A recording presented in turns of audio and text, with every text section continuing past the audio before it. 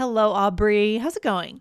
I'm great, Lindsay. How are you? Good. Aubrey, do you have any new TV shows that you're just crazy about? Yeah, I started watching, now I can't think what it's called, Kristen Bell, where she's like dating a rabbi. Have you heard about that? Oh, Nobody Wants This. Have you heard of Nobody Wants This? I've heard of the name of the show. I like it. Yeah. It's on Netflix. Huh. I think it's funny. I think she's funny. It's a comedy, but it's also a really interesting idea, right? About interfaith relationships and trying to make that work, and when families aren't always supportive, and so I recommend it. You might like it. Okay, good to know. It's always good to get new Netflix recommendations. Good stuff. And I noticed you used crazy about. I did. Right? We had part one of this series was 6 different meanings for the adjective crazy and how we use it as an intensifier. Today we're covering expressions and idioms that we use with the word crazy. Yeah, we'd be missing half of this word if we just talked about it as an intensifier. So we are back today for our part 2. Really excited, Aubrey. And what else should our listeners know here? We'll stay to the end because we'll share details about part 1. If you missed it, you can definitely listen to these out of order. And we also want to make sure that you have the All Ears English app. A vocabulary episode like this one is really best listened to with the All Ears English app because you can add interesting vocabulary to your personal power vocabulary list. It's the best way to track new vocabulary you're learning. Yep, you can have that list, and then the next time you come back next week to listen to All Ears English, you know what words you wanted to save the week before. So we have a chance to recall them and review them. So guys, go over to allearsenglish.com/app. There's a 7-day free trial on the premium membership. And of course, you can also listen for free over there too. All right, good stuff. Aubrey, let's dive into it. Where do we start today? All right. Our first expression is the one you used, asking me if there are any TV shows I'm crazy about. Yeah. So crazy about someone or something just means you are very enthusiastic about it, maybe deeply in love. We also talk about this with people, right? So for example, just he's crazy about her. Yep, he's crazy about her. Or again, you can be crazy about a sport, right? So for example, she's crazy about basketball. She plays every day. Yeah. This is my daughter, Georgia. We signed her up for basketball. She had always played soccer, but she wanted to try something new, and she's crazy about it. She goes to the park and shoots hoops almost every day. I love it. Yeah, very cool. Very cool. Yeah, it's fun. When you're a kid, you discover a sport you love, and then you just want to do it repetitively, you know? Yes, it's the best. And it's nice because it is easy for her to do it by herself with 1 or 2 other kids, which volleyball is hard for that. Soccer. Some sports you need more people. So that's kind of one real benefit. That's so true. All right. So to be crazy about something or someone is our first one that our listeners should be writing down, or if they're in the app, they can of course save it. Next one is like crazy. Now, how does this work? Yeah, so it means very much or intensely. For example, she studied like crazy for the exam. So it's just an interesting way to say she studied a lot. Yeah, or I miss him like crazy. When you really miss someone, it's just a way of, again, it's kind of a way of intensifying what you're saying, right? That's true, because it is more intense than just saying, I really miss him. I miss him like crazy is definitely more intense. Yeah, for sure. And then drive someone crazy. Does anyone drive you crazy, Aubrey? Anyone? Absolutely. Really annoying?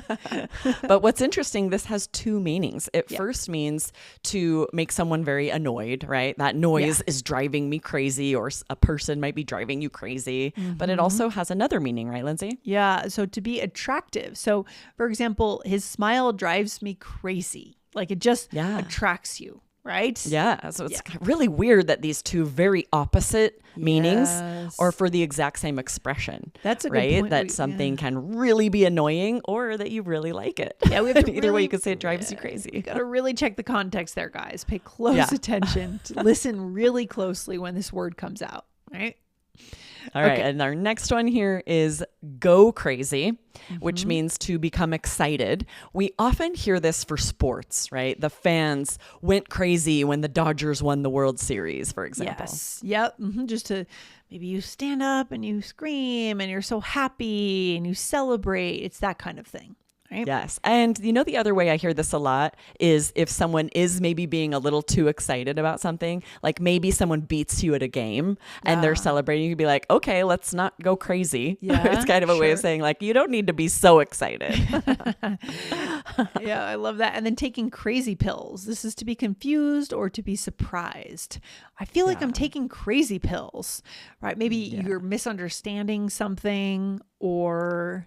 Right. Something just doesn't make sense. Someone's behavior is odd. You'd be like, am I taking crazy pills? We actually covered this recent in All Ears English episode 2396. So you could go for a deeper dive into that and some related expressions. It was called What Gives English Vocabulary for Expressing Surprise. Speaking of the app, that's the best way to look up old episodes. If you type 2396 into the search bar, then it'll pull that right up for you.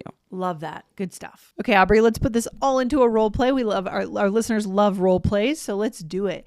You and I are friends chatting the night before I'm leaving for a trip. All right. Yeah. So okay, I'll start us. Okay.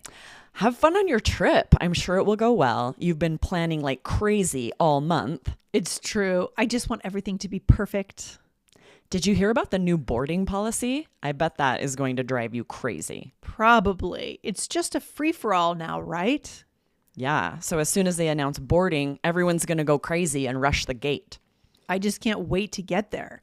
I'm going to try every ramen place I see. I'm so jealous. I am crazy about ramen. Nice. Are you a ramen fan? I love ramen. Yes, yeah, me too. It's delicious. Me too. What do you? There are a lot of new the... ramen places popping up around here, and it's delicious every time. Do you go for the miso ramen or what is it? Shoju ramen, the soy sauce ramen. What do you? I need it to have like pork and eggs when it has both of those, but I'm not I'm like trying to remember now. Okay. Yeah, there's a couple different styles. But yeah, I like ramen too. I love it. It's all good. I love it. But then I get kind of sick because it's kind of greasy. No. You know, like it's greasy. So my body's like, whoa, too much grease. I probably eat greasier food. So my body's like, yep, this is what we're used to. Bring it on. This is normal. Right. It's probably not a good thing. Right. Yeah.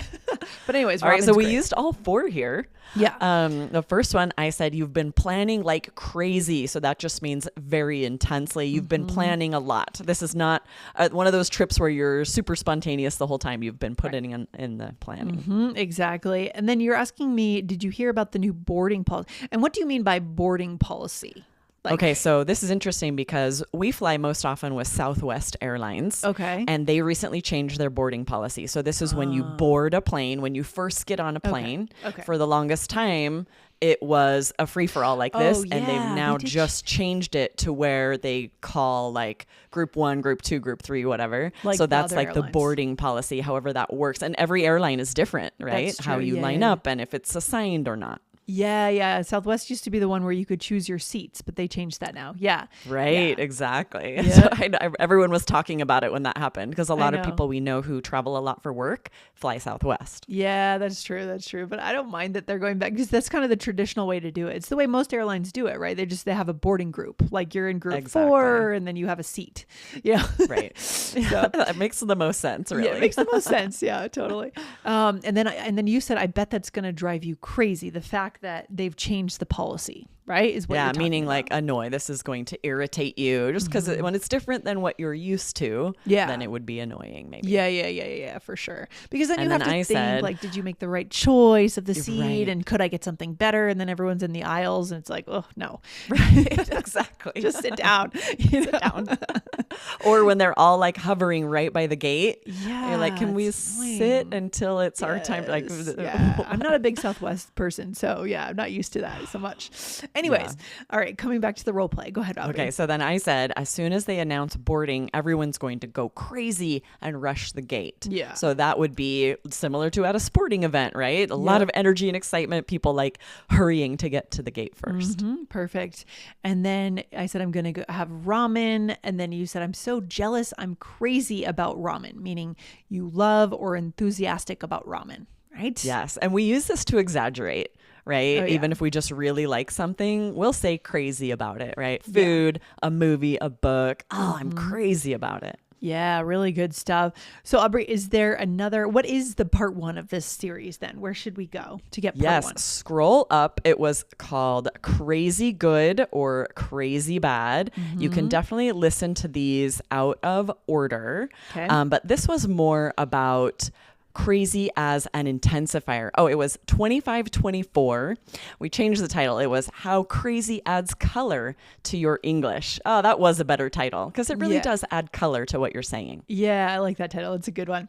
Go check that one out, guys. And then, come back here, review this episode again. Maybe check out the app again at allearsenglish.com/app, because remember, you can save your keywords there. Okay. Yes. And this is such great vocabulary for connecting, to share what drives you crazy, maybe that you find really irritating, or what you're crazy about, what you really love. Yeah. That's the best way to connect with people. And I think in American culture, we have a tradition of exaggeration, right? So like with the ramen, maybe ramen's in my top 20 favorite foods, but it might not be number 1, but I'm still going to say I'm crazy about ramen. So to be able to have words to do that, to be able to exaggerate culturally helps you fit in. It might not work as much in the UK because I don't think they exaggerate as much, but here in the US it would work, right? That's true. Really good point. Yes. Use it if you're in the States. No one's going to think that means it's your number 1 favorite food, because we love to exaggerate. We love to exaggerate. Yeah. Good stuff. Okay, Aubrey, thanks for being on the show today. We'll see you very soon. Awesome. See you next time. Bye, guys. Bye.